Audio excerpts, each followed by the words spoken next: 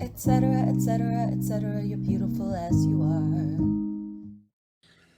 Okay, welcome to the Inspiration Sessions episode 1, and I am here with my best friend, Kay. Hello, Kay. Hello, everyone. Hello, Kev. I love your hoodie. Thank you. I love it too. Live, love. If you like those hoodies, you can get them in the description below. Oh, we gotta get the back of it too. Oh, yep, there's me. I'll bleachy. I think you have the only one. I'm okay with that. But we need to get more people to get them because they're really, really comfortable. I wear it all the time. It's been stained all to hell because I keep wearing it every day. So it's gotten a lot of love already. Yes, Kay and I often swap hoodies. I steal their hoodies and they steal my hoodies. Yeah. You have my hoodie still, I think. I do have your hoodie, yeah. But I did But that's give back because your hoodie. it looks better on me than it does on you, is what you said. I think you're I lying. think I had your Lord of the Rings hoodie for like a year and a half. A whole year and a half. Yep. So, Kay is my best friend. And if you've watched my vlog, you've probably seen Kay on my vlog. And you may or may not know during the first year, they were the editor of the vlog. Mm-hmm. And actually the inspiration for me making that intro that I have. Hobo these roads. That was a fun thing to do. I'm happy with what you've done with it, and it's really cool to see it evolve. So let's go back. I think it's 10 years ago. Yeah. Because I got a Facebook memory of me and Wolfie and Okami. Yep. And that was right when I got Okami, which is right around the time I was in this relationship with someone that I'm going to refer to as Wolfie, if that's okay. Yep. And so I was in a relationship with Wolfie. I just got Okami, and you were friends with. You weren't best friends with Wolfie, were you? Or? I was actually really close with Wolfie. Yeah. We were pretty much almost as close as you and I are right now. I knew her through work. We went to the same high school. She's a year behind me. And so we sort of like grew up working together and we lost touch for a long time. And then I was working at Stop and Shop for a while and she started coming in again and we reconnected. And then she said, hey, want to come over my apartment with, to meet my boyfriend and everything. And lo and behold, there you were. And yeah, And I met you. Okami. Oh, was And Okami Okami. there at that time? Okami was there, yeah. Okami, Yeah, okay. I remember because I remember it very vividly because when I was at you know how your door is there, but you have to go down the stairs to get out the front door. So I remember being at the bottom of the stairs because I just came in because I'm coming into a stranger's house. I don't know you. I don't know the dog. I don't, you know what I mean? So all of a sudden Okami barked. That was like one of the first times I've ever heard her bark. She never used to bark. Never She'd barks, yes. like once a year she'd bark. And she barked. I'm like, oh my God, this is going to be horrible because I have a startle. But as soon as I got up there and she sniffed me and stuff, she just sat on my feet. And I was going through a hard time with an ex of mine at the time. And she was just so sweet to me. She was loving and sat on my feet. And you guys made me feel so comfortable. Oh, thanks. Yeah, Okami was intimidating at first, I thought. Even when I got her, I just looking into the eyes of a pit bull looking back at me like, was a little intimidating. It took a little of me getting used to at first. Yeah, she's a big dog. I mean, even when when I met her, she was a pretty big dog, So, and then you have the stigma of, pit bulls and everything like that. So, but I was just like, if Wolfie and Kev have this dog, then this dog's got to be cool. And so, I went up there, and Wolfie let me know. She's just like, oh, well, Okami is just letting people know that there's someone coming in the house. That's all. And I was like, oh, okay. And she snuggled me the whole time, except when you went to the She store. she Then used to she do went the to the nose window. bumps. Remember that? She would bump with the Yeah, nose. Boom, boom. yeah. She was so cute. I miss her a lot. I miss Yeah. her a lot. I'm Yeah, I would go happy to across have the those street and years with she'd go her. to the window. Yeah, she would every time.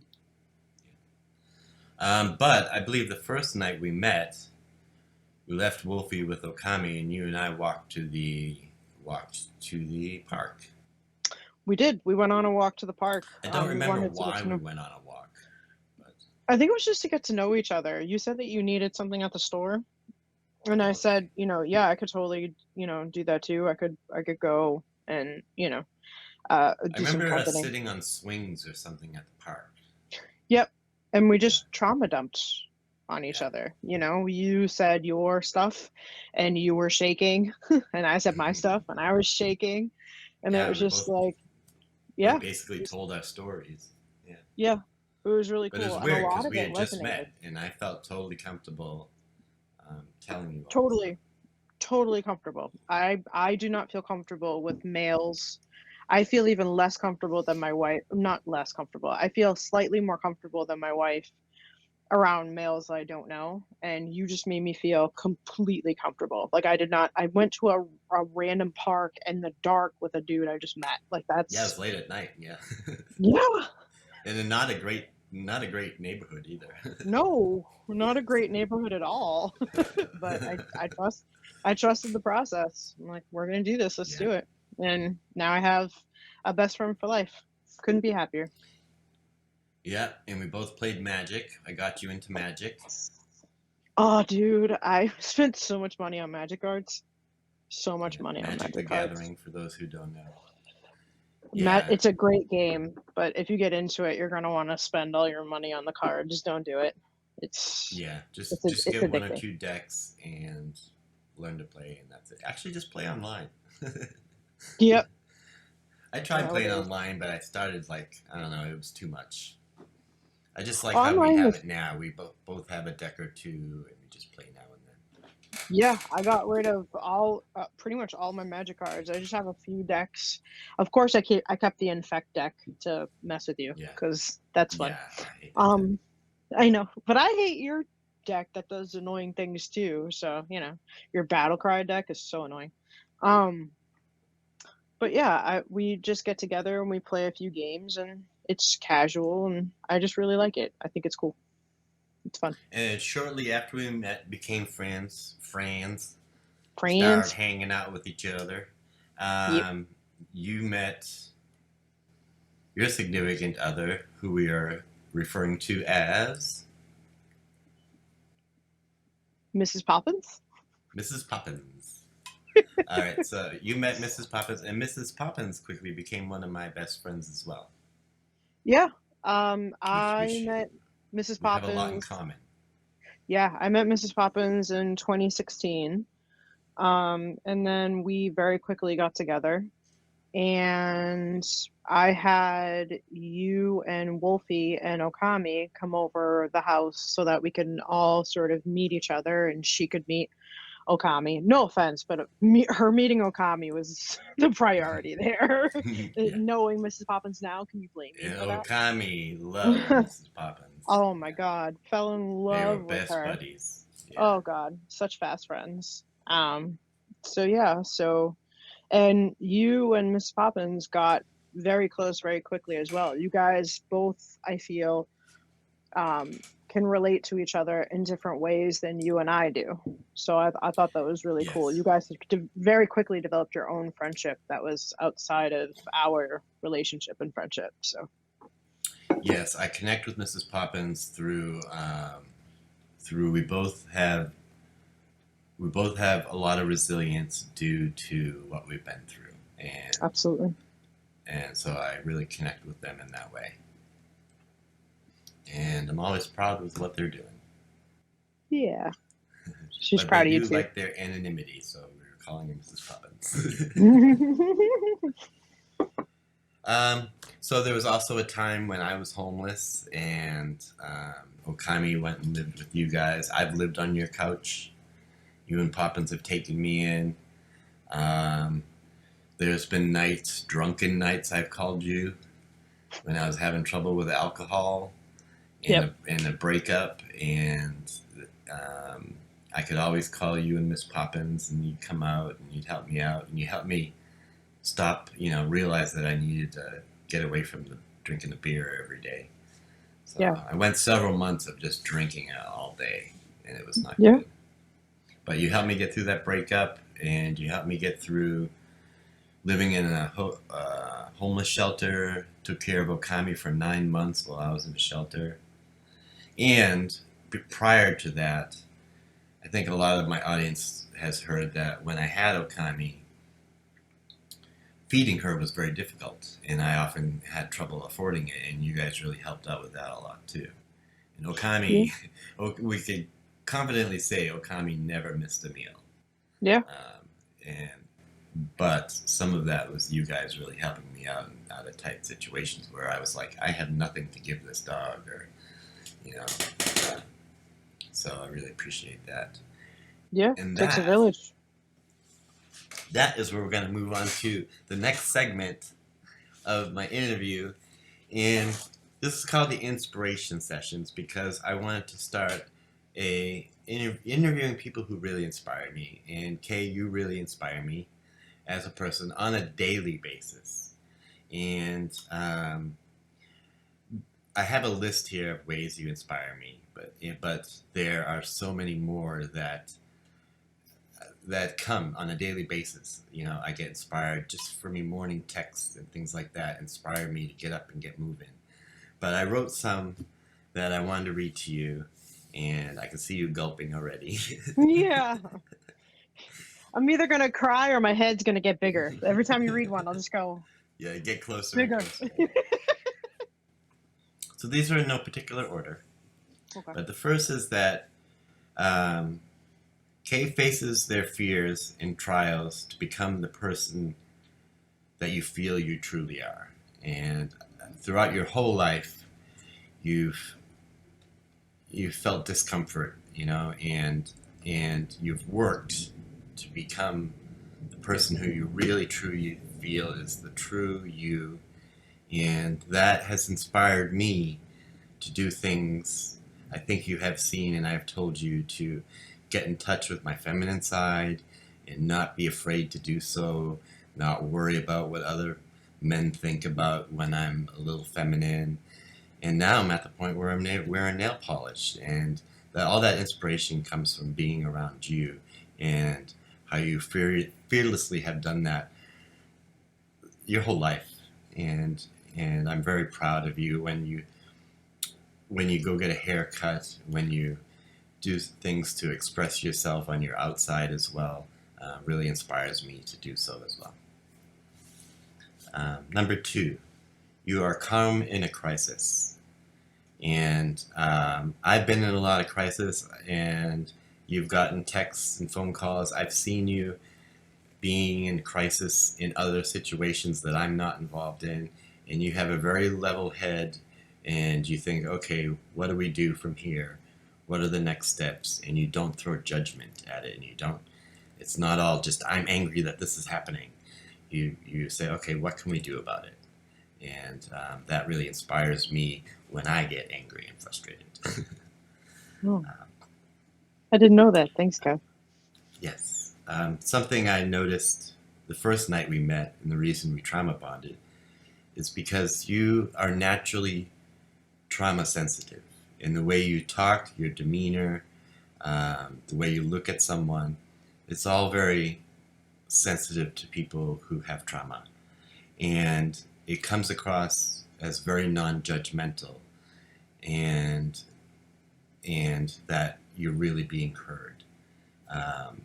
And it has made me want to be a better listener, and I watch when someone's talking to you and relaying some trauma to you, that like we've done with our friends, and your body position, the words and the questions you reflect back are all very trauma sensitive, so you care about what the other person is feeling about what you say, and I really like that. Words are very important. They are. And yeah. Hmm. Next is you are able to have hard conversations, more so than me. I have gotten texts that say, "Kevin, we need to talk, but it's going to trigger you," Yeah. or things like that. And those are things that I get too scared to do, even though I trust you as my friend. That I could say, I'm going to say something that's upsetting you, and know that our friendship is going to withstand it. Yeah. But I still get too afraid to do any type of confrontation. But you have that courage to say, Kevin, because I could freak out, Yeah. Yeah. but you have that courage to say, this is something that's important and or going to benefit you, and I need to tell you. And I really appreciate that. It inspires me and gives me courage to do so, even though I don't do it very often. So, next is that you're a natural caregiver. I love that about you. And I've found that I enjoy being a bit of a caregiver as well. Um, and I love, I feel like you get fulfillment from that. I don't want to put words in your Okay. mouth, but it's wonderful to see because I believe kindness and things like that is what life is all about. So your caregiving efforts are really seen by me. Thank you. Your boundaries inspire me. And I'm talking about between you and I. Mm. Remember when I was, this is very really letting people in on my life, but I was borrowing $20 every week. And then eventually you had to send the hard text that'd be like, I can't keep doing this, And the next time you ask, I might have to say no. And that's a boundary that is very healthy. And it shows me that that's okay to have a boundary as a friend like that. And it also inspired me to stop asking for $20 from people. Yeah. And inspired me to do a little bit better with my money. But the fact that you do have healthy boundaries with me is inspiring to know. That means I can have healthy boundaries with friends too. Absolutely. You're supportive when it's hard. It wasn't hard for me to live on your couch or to have Okami there every day because she doesn't let you sleep. And she's probably pooping where she's not supposed to poop. And, but you did that for 9 months, and that's hard to do. Not a lot of people would say yes to things like that. And they want to be supportive, but that's a little bit too far. But you have been supportive with me and with other people beyond what is other people would do. You're supportive when it's hard. I know you have someone living on your couch right now, and that's not easy. It's wonderful in some ways. Yes. Yeah, but it's not easy. But you No. do the hard things when it comes to being supportive, and that I really see that about you, and as well as Mrs. Poppins. Thank you. You're very self-aware, which has helped me be more self-aware. When you recognize that, you know, um, your mood is because of this, or you're really upset because of that, or you recognize that someone else is really upset because of that, not because of this. It helps me recognize on myself when I'm upset. Maybe that's not the reason. Or when my triggers flare up, I don't have to jump at the first excuse, Right. and I can be a little more self-aware. And I think over the past 9 years, I've become a lot more self-aware, and a lot of it's because of watching you and Mary Poppins. Oh, you have. I know this is a list, whatever, but I do need to interject and say that over the past 9 years, you have become exponentially more self-aware. You've done a lot of work on yourself, and you inspire me in a lot of those ways because you climb mountains every day that I don't I can't empathize with, but I can understand as much as I can because I don't go through those struggles myself. So you're inspiring to me because you keep you keep climbing that mountain, you keep pushing that boulder up that mountain. Thank you. It's pretty incredible. Next one is that you're super reliable. And that's just overall everything with work, with everything that you work on. You have a lot of self-discipline. Compared to me, relatively speaking, you have loads of self-discipline and you're very reliable. And when you know you can't be counted on, you let me know. Now it's not, I'm not going to be good today, or I'm not going to be good this week, and things like that. One thing we talked about already is you support my feminine side. I always felt very uncomfortable as just a macho man, and I would sit certain ways to portray being more macho, but around you guys I would sit differently, and I could be a little more feminine and not feel bad about it. And so in the last, especially 3 or 2 years, I've really kind of explored that side of me and found that there is a very strong feminine side. And had I not met you, I probably would not have done that. And lastly, you've made me proud to be a geek. You're a geek, I'm a geek, and we enjoy being geeks. We both love Star Trek. Yes. And magic and all that stuff. And so, yeah. So those, I will end the torture there. Those are the way from my book of many things. Those are the way you inspire me. But now we're 23 minutes in, and we're going to start learning a little bit about you. How does that sound? Okay. That sounds like fun. Let's do it. So first we're going to talk about different sections. And the first section is going to be about identity and self-discovery. So looking back, what were one or more key moments that shaped your understanding of your identity?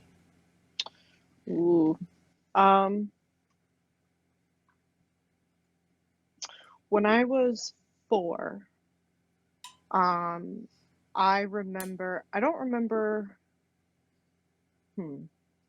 a whole lot from my childhood. I feel like my lifelong friends that I met when I was 4 and 5 years old, I still keep in touch with some of them.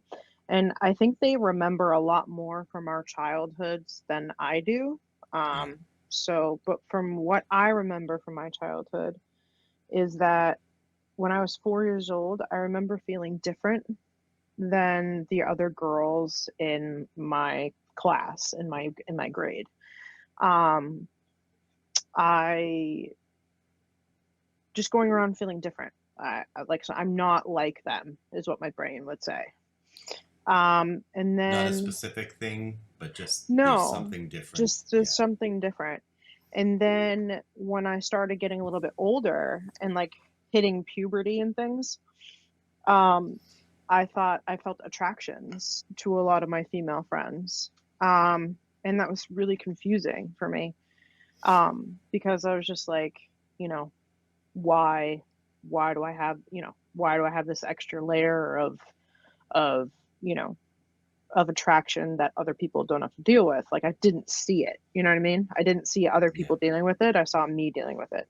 And they would start to treat me differently because I was probably portraying that I felt that way. And I've always felt more comfortable in masculine clothing. I've always felt more when I was younger, I used to slick my hair back. When my mom dropped me off at school in a particular outfit, I would change when I got to school and have jeans and, a hoodie or a sweater. And then when she come pick me up, I would change back into the clothes that she sent me in because I just didn't feel comfortable.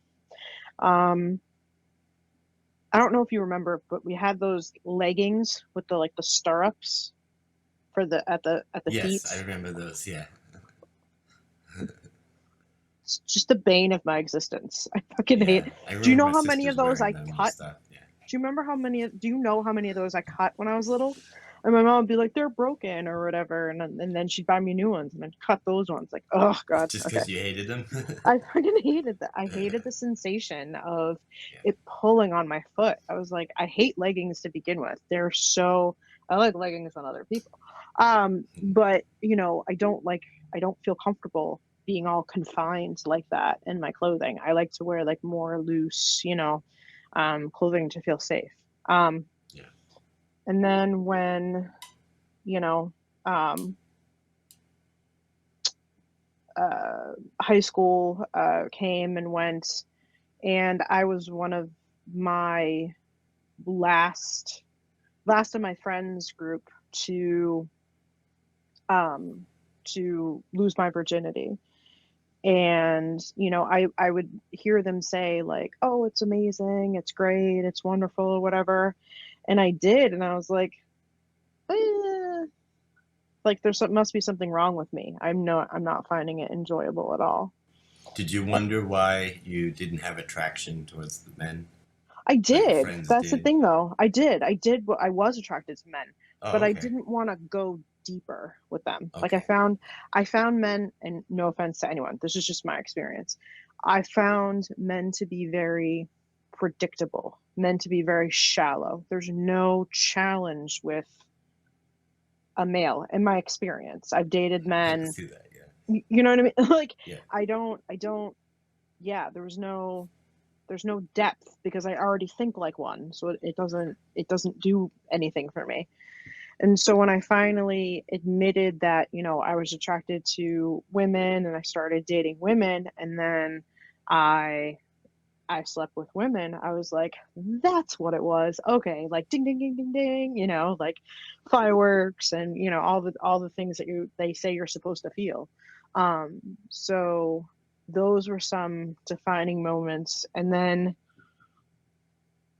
a year ago on March 14th, I had a double mastectomy to remove my breasts, both my breasts and my nipples.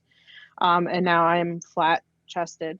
I have one scar that's really healed up nicely, and I have another scar that's kind of special. Um, and I could not be happier with how Kay feels in their body. Nice. So I go by she, they. If you want to throw a they in there, lovely. If you want to throw a she in there, awesome. If a he goes in there, great too. It gets depends on my mood and flow, but those are some moments. Hey, so would you consider yourself non-binary I or don't both? I don't Dual. know. Like I feel like, see, there are some, it's confusing. I must not be the only person it's confusing for. I feel like, you know how you have rapid cycling Yes. with your moods? I feel like that's for me for my gender. Does that make any Sure. sense? Like Yes. there I are feel certain like times, gender is like a fluctuating needle for me. Sometimes I yeah, feel feeling very masculine and very manly. Sometimes I'm feeling very feminine. yeah, Yeah. Sometimes yeah, I'm just feeling neither or both at the same time. yeah. So yeah, all of that, you know, that was perfect. I do, because I can start a conversation in with a certain energy, and then it goes through another energy, and then it comes back to the original energy. You know what I mean? So Yep. it's just it's a fluid thing. I'm female on all my documents. Yeah. Um, yeah, So how do you think? When I first met you, you had short hair, I but a did. lot of the photos that I've seen of you growing up, you had long hair and you had a more feminine look to you. And now that you're out in the world as more non-binary, how does that affect the way you're interacting with the world now? Um, I I feel more confident when I wear, like, this haircut is I sorry, That I just haircut was got like, pretty important, wasn't it, when you yeah, I got got it? like Yeah. 6 sentences that all started in my brain. Sorry, they all um that haircut for me was very important. That was the year where I got a major hair change. I got 4 tattoos in 1 month. Like, I did a transformation. And that was 2015. And so I just decided, all of a sudden I thought to myself, like, why do I have long hair if I hate it? I don't have to have long hair. And I think my sister Katie even said, why? And I was like, I don't know. I said, I guess dad always liked long hair, so I just left it like that, but I really don't want to. I kind of want to try it short like I did when I was a kid.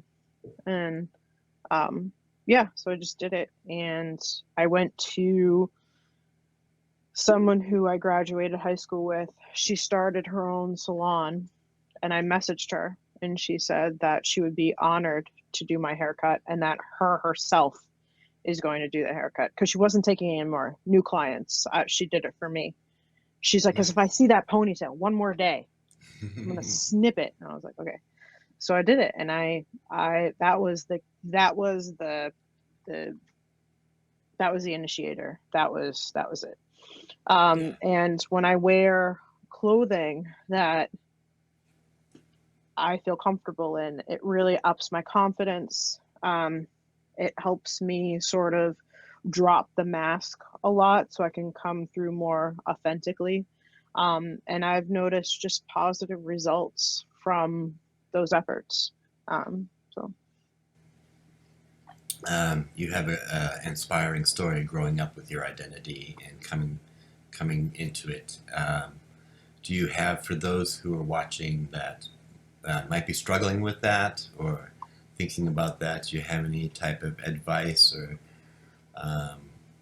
for them that might be going through something similar with identity? you're not alone. You're not weird. You're not weird like a negative weird. Everyone's weird. But like, you're not, like, there's nothing negative about you. There's nothing unlovable about you. It's confusing. It's confusing as fuck. You don't need to know all the answers. Maybe you might never know the answers. Um, I would have you think about listening to yourself first. I would have you thinking about what's going to make you yourself happy. And if you do the work to make yourself happy, whatever that means, then other people will follow that. They always say, let your weird light shine so your tribe can find you. Yes. And that's what I did. I don't recommend doing any like surgical procedures or anything like that without strongly, like, having good conversations with people who are in your inner circle and healthcare professionals and all that type of stuff. But as far as like the internal matching the external, and mindset and heart and soul, that inner work you have to do, just know you're not alone, and it's a moment to moment process, and it will never be done. So That's awesome. yeah, to the Thanks journey. so much. Yeah. Cheers. Cheers. Let me take a sip. If you need a break at all, let me know. Heard. Are you having fun? I am.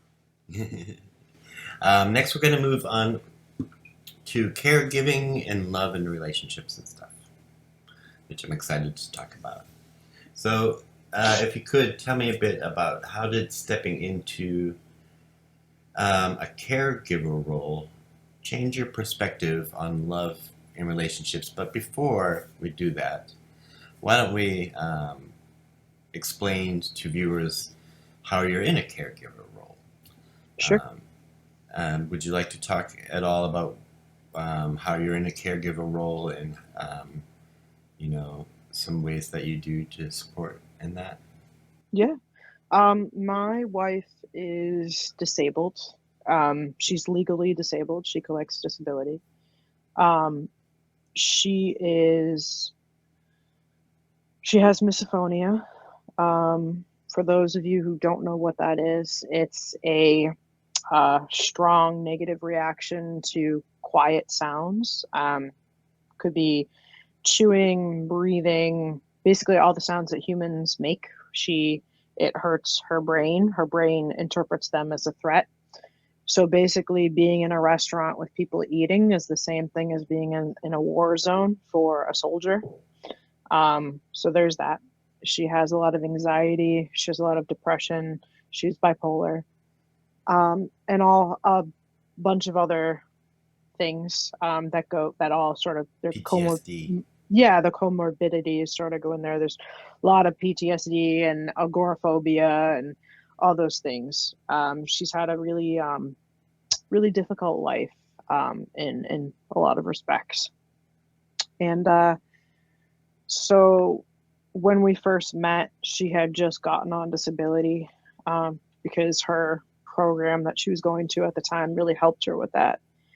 And so when we started our friendship, she let me know all of the ways that she sort of all of her her things she needs to work on, things that she fell short on.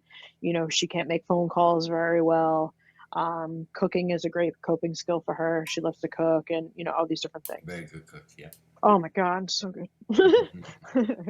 um and so I got to know her really well. We fell in love pretty quickly, and I thought to myself, this person just sort of went her life where, her family members would make things really difficult for her. Some of her friends or people that she thought were her friends would make things really difficult for her. How would it make her feel if her partner just listened and just tried to help as best they could? Um, and so that's what I did. I got her a lot of noise protection, like noise canceling headphones, the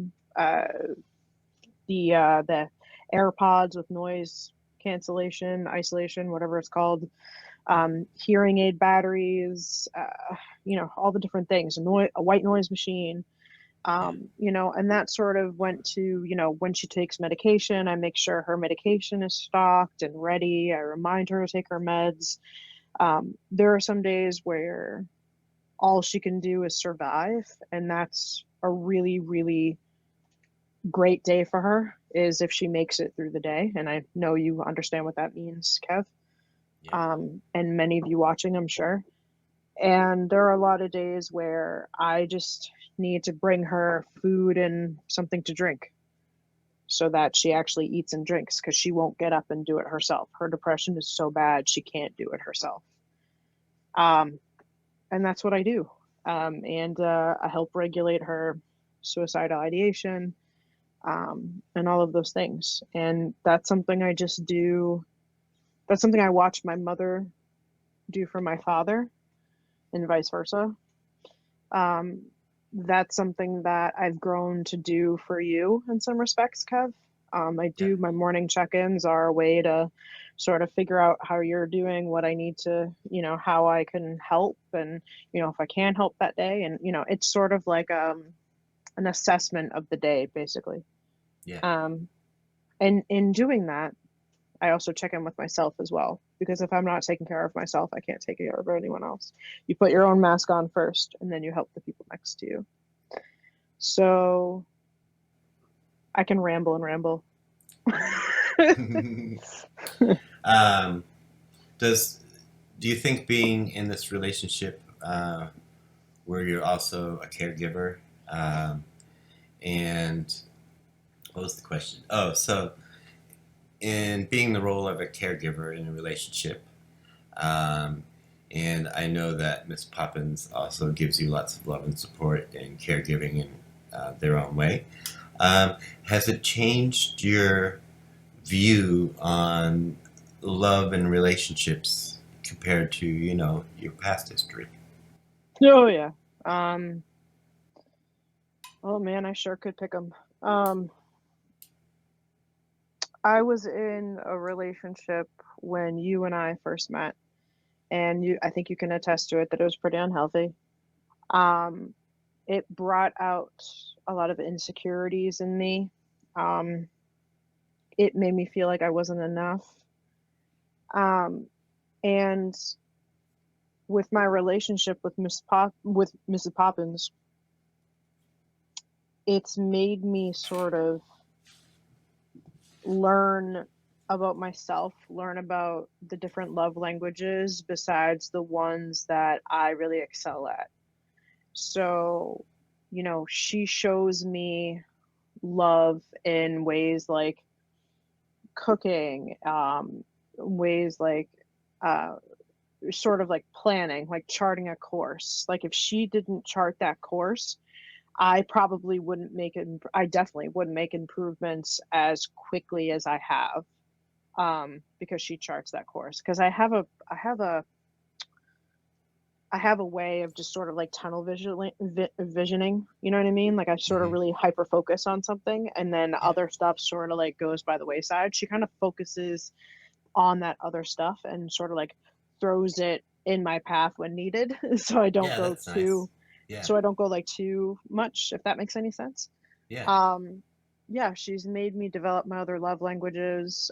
She really taught me an important lesson where to support people and love people where they are, not where you think they should be. Yes. So I feel like in previous relationships, I would love the person. I would show them love in the ways that I wanted instead of the ways that they needed. And that was Okay. that was like a level up.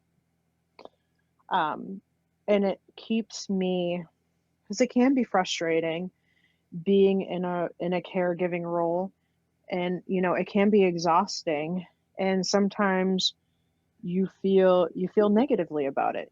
Sometimes there's times are really hard, and in order to change my mindset, I really think about in the past, like what we've been through to get here, all the lessons I've learned, all of the things that she's learned from me, all the ways that we've improved individually. And I can list 1,000 things that I'm grateful for. And that spirals into, okay, I got this. Like Yeah. it shifts my perspective. So yeah. Um, moving on. I'm gonna take a Mm, sip as well. hmm What do you think are some misconceptions that people might have as being a caregiver for someone who has various mental disorders? Um, I think I'm going to steal your um Steal away. interaction with a viewer very, very recently. You know how you had a comment from a viewer that you inspire them to live independently, because independent means not without support. You can definitely have support. Um, it's kind of like that. You they are independent. Like there are a lot of times when I don't think of Mrs. Poppins as having a disability at all, because she's just her to me. Like she's the love Yeah. of my life. I see who she is and I love who she is. She she's working on a dollhouse right now, so she's painting, she's sculpting, Sculpting.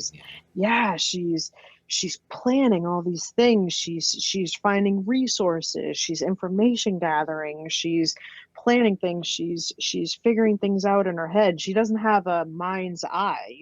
Her mind's eye doesn't work like yours. You have a very vivid mind's eye. She has like etch a sketch if she tries, and even Yeah. then sometimes it goes away.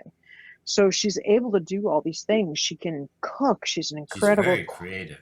Oh my She god, designed so your creative. whole apartment, and a Yeah, lot of the things that you have hanging on the walls are yeah, created by her. And yeah, yeah. all the She plants. Your living room is like a rainforest of all the plants that she cares for. Yeah, and it kills me because in her plants she puts my Star Trek figures.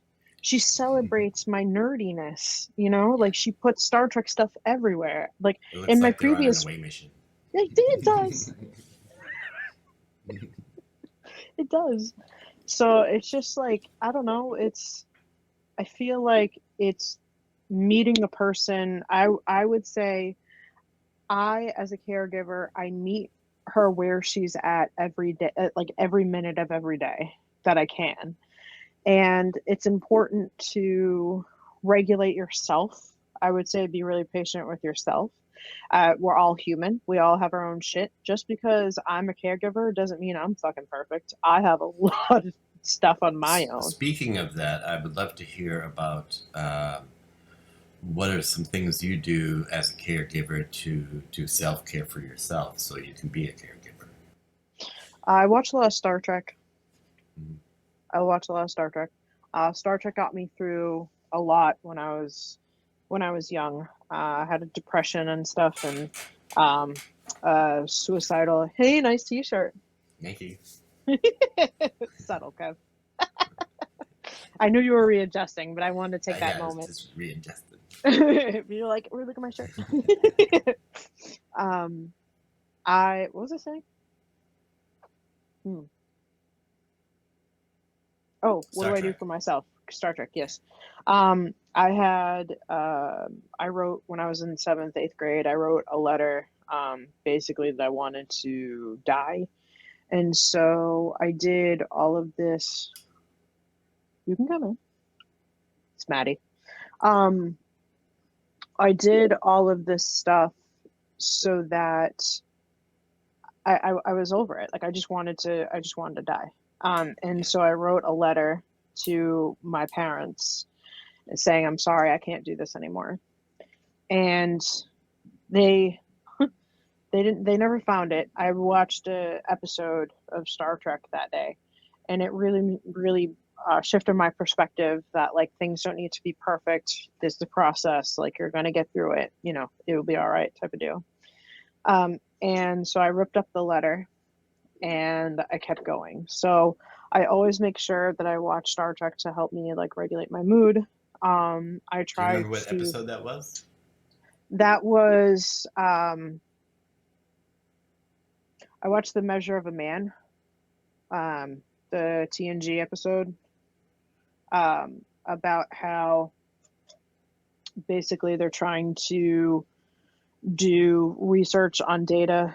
And so Data tries to quit, Starfleet tries to resign, and they order him, no, you're our property. You have to go in for this like dangerous procedure because they're trying to understand how his brain works in order to copy him, in order to promote slavery, basically.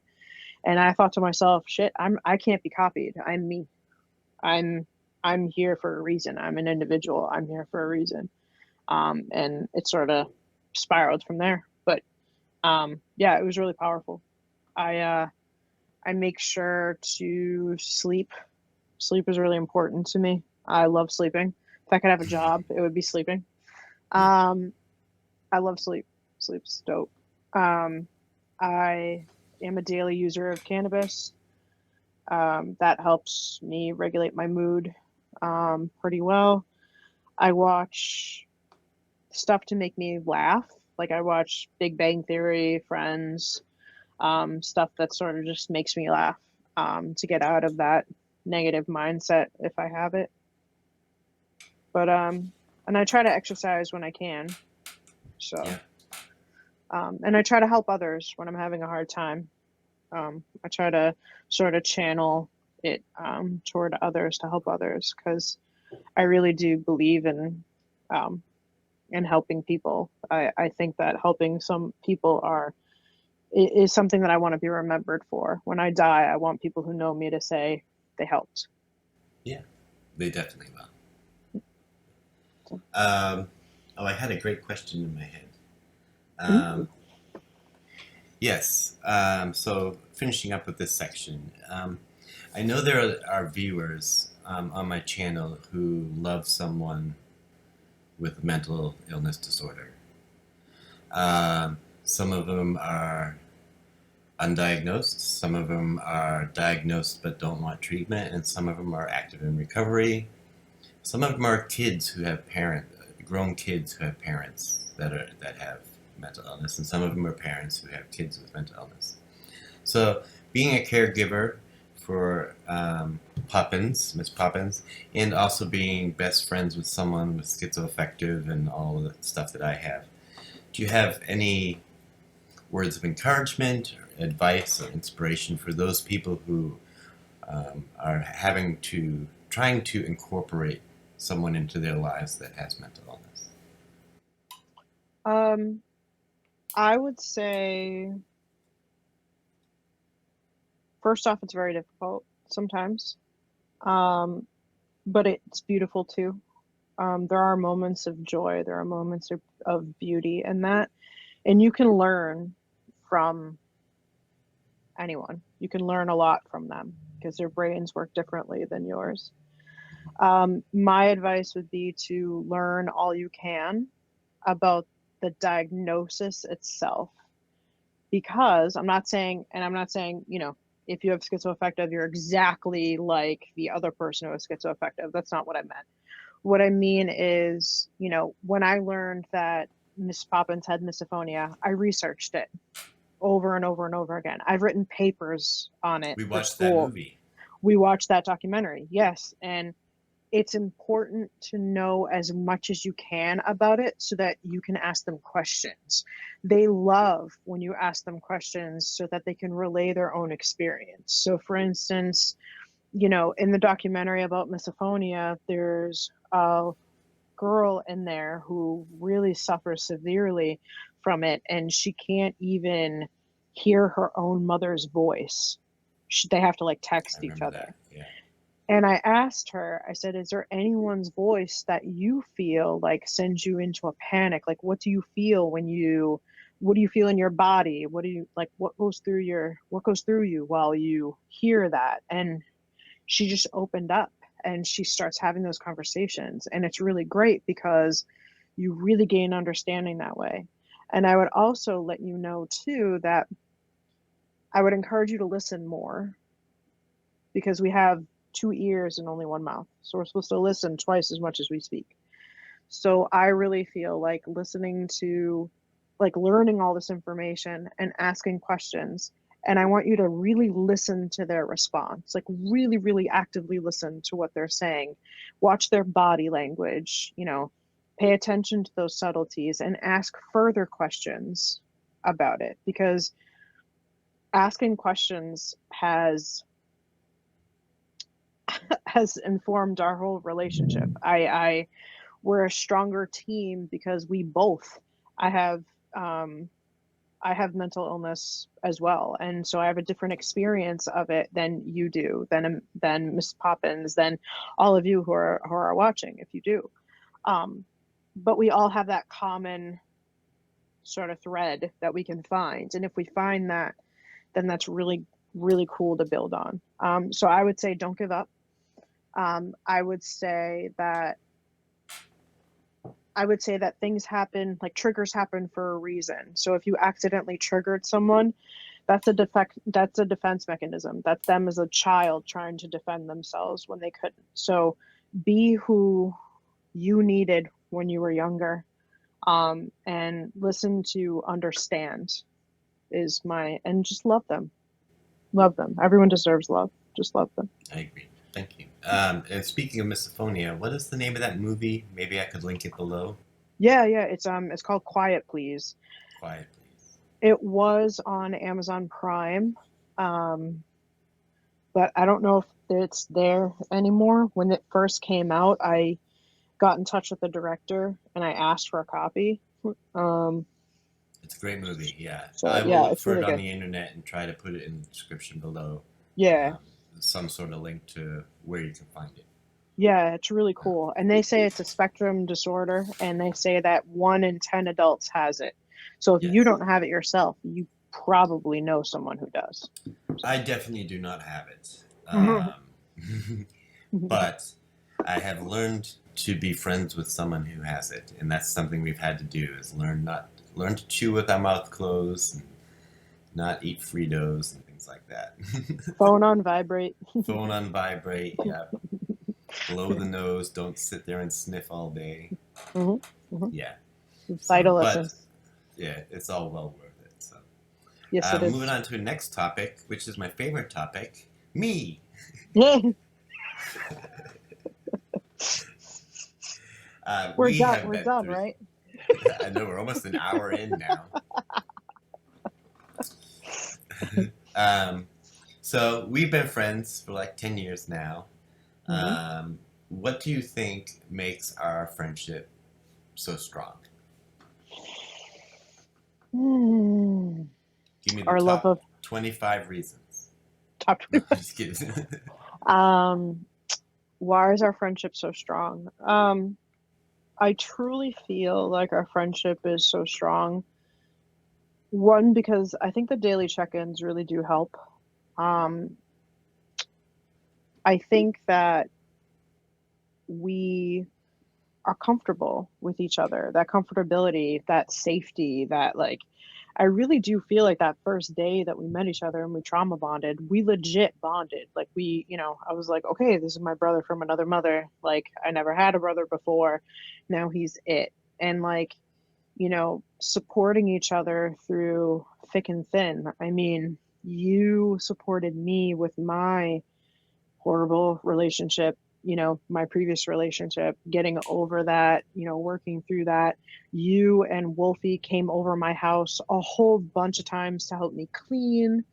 You helped me come over and do a nice reset on it. You helped me clean my car. You've seen me ugly cry probably more than any other human has. You pick me up when I know I'm not going to fall too far. I know you're there to help me up. And then, with you living here with us, I mean,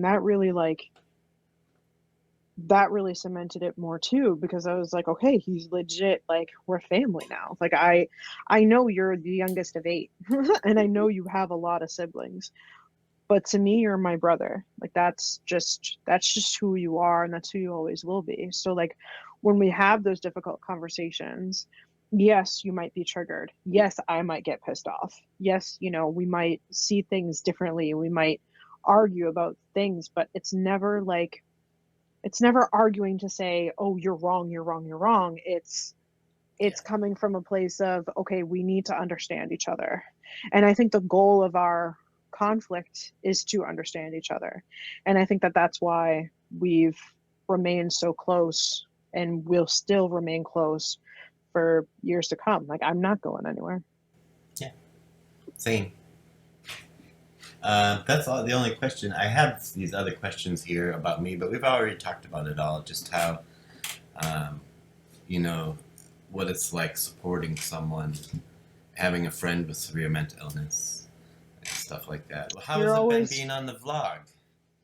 it's been fun. I, I I really I like it. appreciate it. In year one, I was overwhelmed. I was doing it every week, and you took over the editing for me, which was a huge help. It was fun. I was having a hard time with pain, and Okami was going out the door, Yeah. and so that and then you're on the vlog. You're the only one of my friends that is like, yeah, I'll be on the vlog. Everybody else prefers their privacy, I mean, how but could you not with this face? I mean, yeah, please don't put that and in my there. viewers enjoy you too, so it's really nice. Um, Yeah. Now, do you have? I know that you also cope with PTSD for yourself. Do you have any things that you do in your life that specifically help you cope with your own PTSD? So I have a lot of PTSD around like people yelling at me. Like when my father raises his voice, I get really quiet. I normally sort of, when I'm triggered, I sort of like fawn a lot. Um, so in order to cope with that, I might take a break. I might write, what I want to say, and then I'll wait for me to regulate, and then I'll go and say what I need to say, or I'll give the person the piece of paper what I wrote, like here you go, read it, so that it kind of takes it off my chest. Yeah. Um, I have an incident where I had um, an issue on a school bus when I was younger, and so in the summer, and like the spring and summer when there's more school buses around, I sort of like get a little eh. When I see one, my hands will sweat. my heart will race, my stomach will feel like it's going to drop, my legs tighten up, um, and that's really difficult for me. It's helpful to be able to talk about it. Um, I know I've texted you and called you a few times about that, um, and just being able to let it out in a safe way is super helpful. I noticed that the best thing though that helps is exercise in those situations. It's just the best like endorphin release ever is exercise. So in the spring and summer, it's easier to move around. So that's Yes. what I try to do. And also going Yes. outside is nice. When we have the screen house out, it's really nice to be out there, change the scenery. Cool. Okay, this is an interesting question.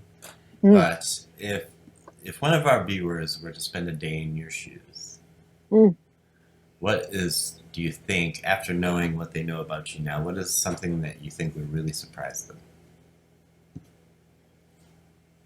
mm.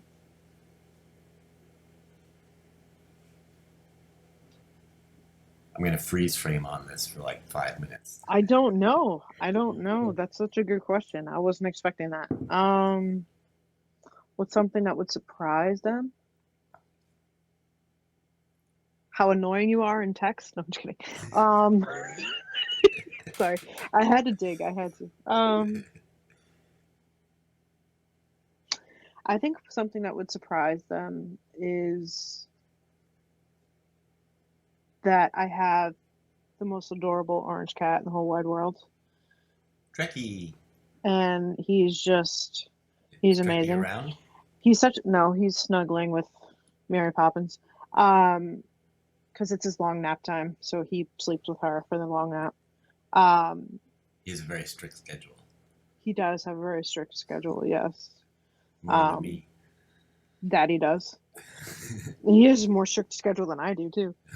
Um, I think I think you'd be surprised to see that I have an orange cat. You might be surprised that um at how much I work on my business.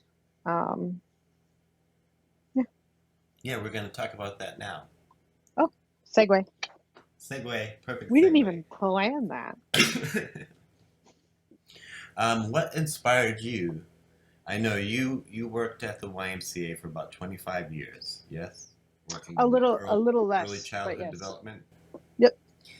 And then a couple years ago, you left there Hmm. and you started the Beat Community CPR. Correct. What inspired that big change? So because I've been in early childhood for a long time, one of the things that you need to keep current is your CPR certification. And you need to take that every year.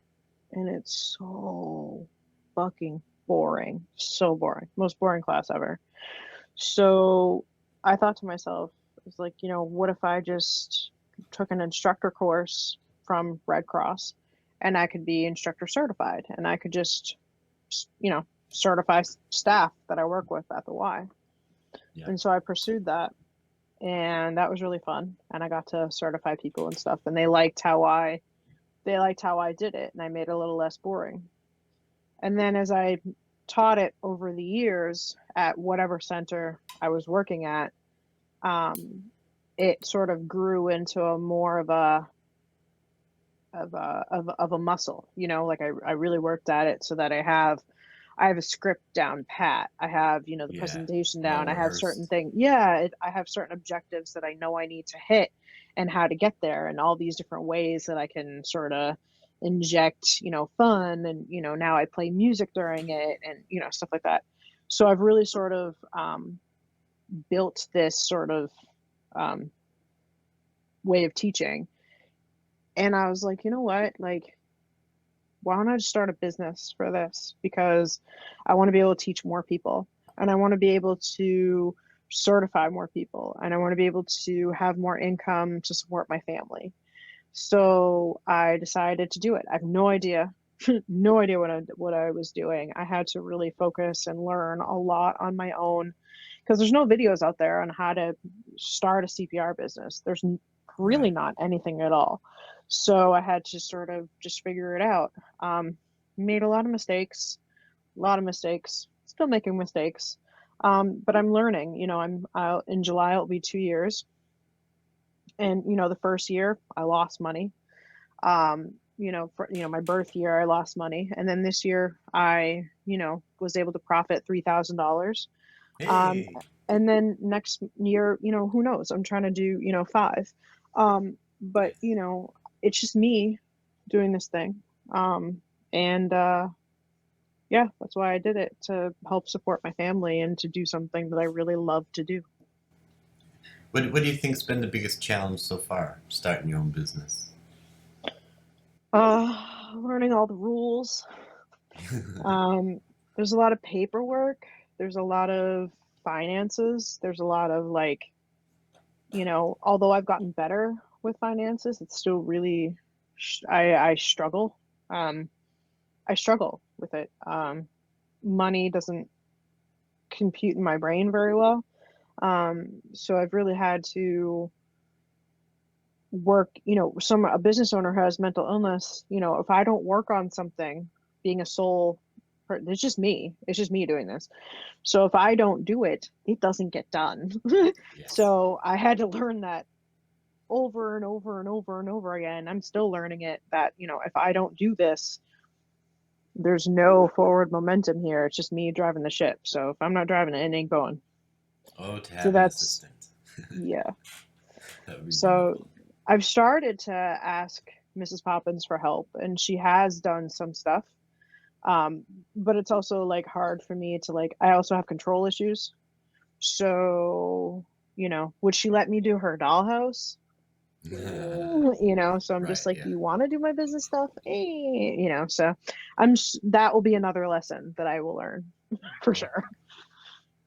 Um, so speaking of that, I've gone to some day markets with you when you're doing, promoting your CPR, and I just want to say that I have seen you offer free CPR lessons to homeless people. And I know that you and Mary Poppins um, were creating backpacks as kind of survival packs and giving them out to homeless people. Mhm. You often collect things and bring them to Salvation Army. Um, what makes that kind of giving back important to you? Several reasons. One, the two most important people in my life used to be homeless. Um, Mrs. Poppins was homeless for a period of time compared to you. Um, and it's really important to help each other. Everyone needs help. And I know that if I were in that situation, I would want help and I would love that help. So we do it when we can. And when we do it, it makes me feel really good, because it's helping someone else. It's reinforcing that I'm here to help people in any way that I can and the ways that they need.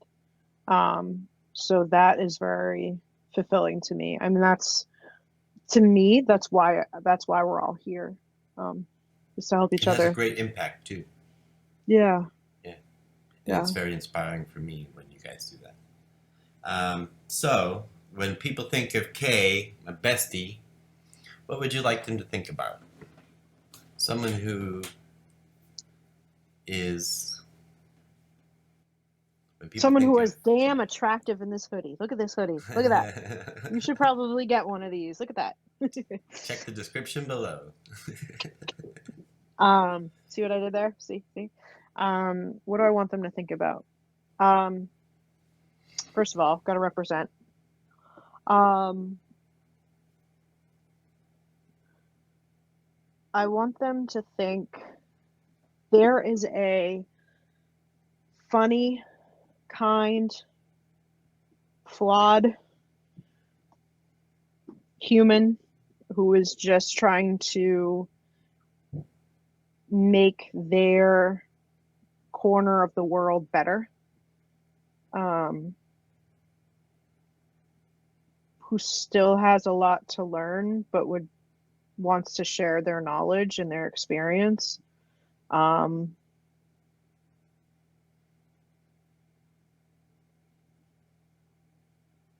Give me a shout out for CPR if you want to do CPR. I don't know. When I leave this planet, I want people to remember my kindness, my caring, my give the shirt off my back to another person. And I want them to just share funny stories about me because I do a lot of dumb shit. So, there's a lot of funny stories. And I want people to laugh, caring, laughter, and fucked up shit. There you go. And second to last question. Mm. The last one is a doozy. Oh, crap. But, so stay tuned for the last one. But second to last one, I already forgot it. Oh boy. Oh yes, dreams. So is there some sort of dream that you still want to reach for that perhaps you haven't yet? If you knew that you were going to succeed in something, what would it be that you reach for? School. School. I really want to go back to school to finish my MSW. And I would really like to get it to a point where, I can financially handle that. Because I do want to be a social worker. I do want to be a licensed clinical social worker. I want to help more people. And to do that, I need to be licensed in that way. So that's really what the dream is. Know, that's a master's degree in social work. Yep. Yes, it's a master's in social work. Yep. I think you would be a wonderful social worker. I would love to have you as my social worker. And ethically, I cannot. I know, but but I feel. Do you feel known? Do you feel? Is there anything that we did not talk about that is really you?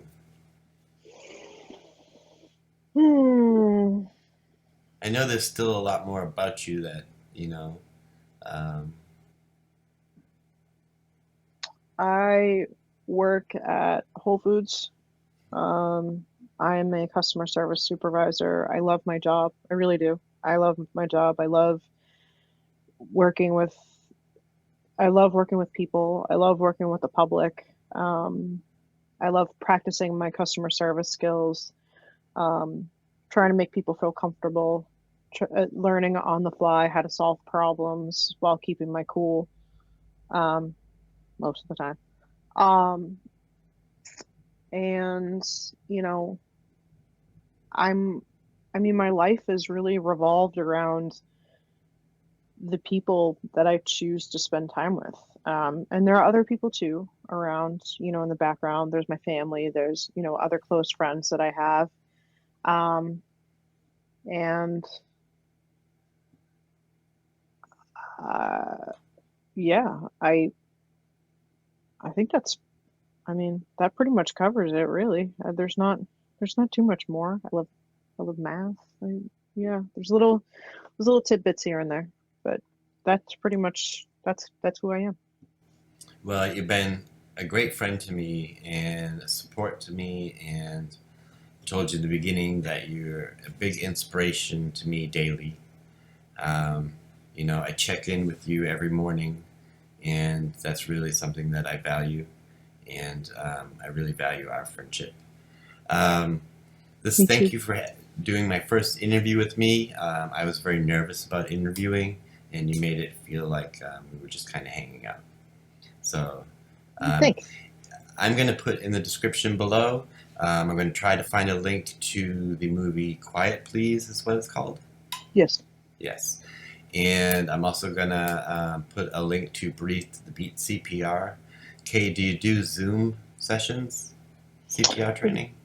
So we do online classes. That's through like those are modules through Red Cross and stuff. But I do Zoom sessions. Like I just did Zoom session for elderly guy who wanted to know what to do after his wife, who has Parkinson's, falls, what to do while you wait for EMTs to arrive, emergency personnel to arrive on the scene. So I do all kinds of things like that. But basically, if you approach me with a problem, I try to come up with solutions. So Yeah, you're good at that. So I will leave a link to their website in the description below.